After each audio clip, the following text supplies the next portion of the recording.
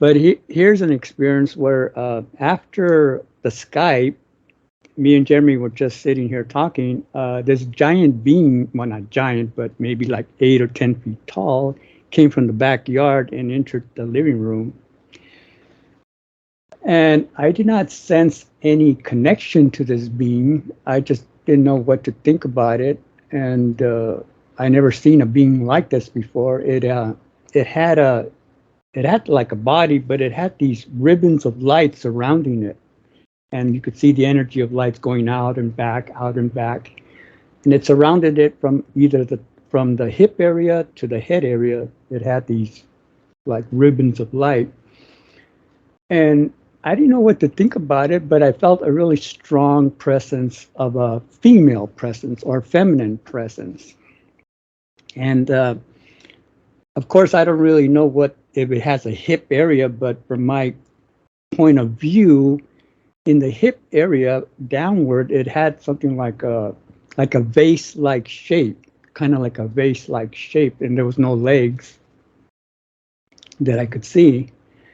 But between the ribbons of light that went all the way to the hip area, which I think it was the hip area, and the vase-like shape, there was this black, shiny-looking arrow that looked like it was penetrating the hip area.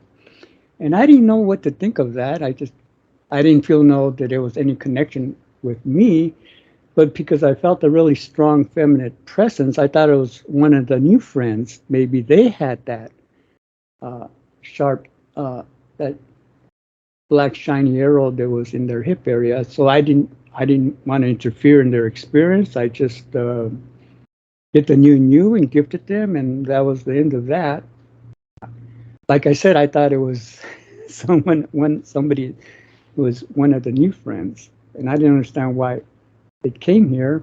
I did not feel no connection to it, no bond, no nothing.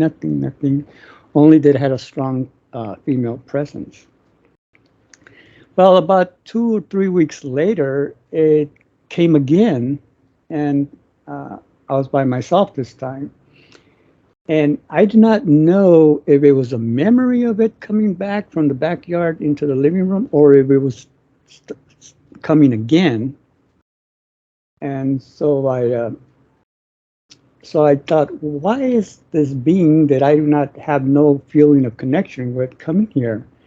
And this beautiful presence of a woman came, and in a real soft voice, she said, "That's you, silly." And now she didn't actually say the word silly, but it was almost like she was saying, "That's you, silly."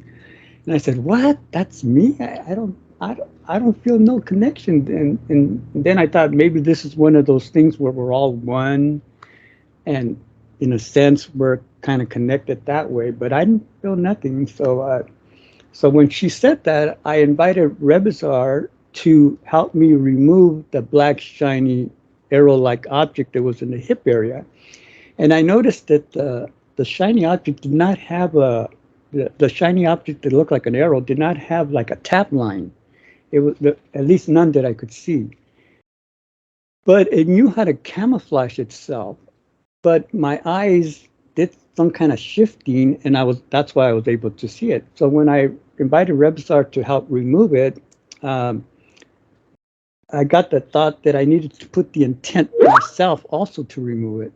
So when that happened, there was this shining light that surrounded the arrow between the body and the arrow, or the arrow object, and it started spinning. It was like the size of a dollar coin or a quarter. It started spinning this brilliant white light, and the arrow did not spin, or the arrow-looking object did not spin. It just came out. When it came out, it just turned to dust and went away.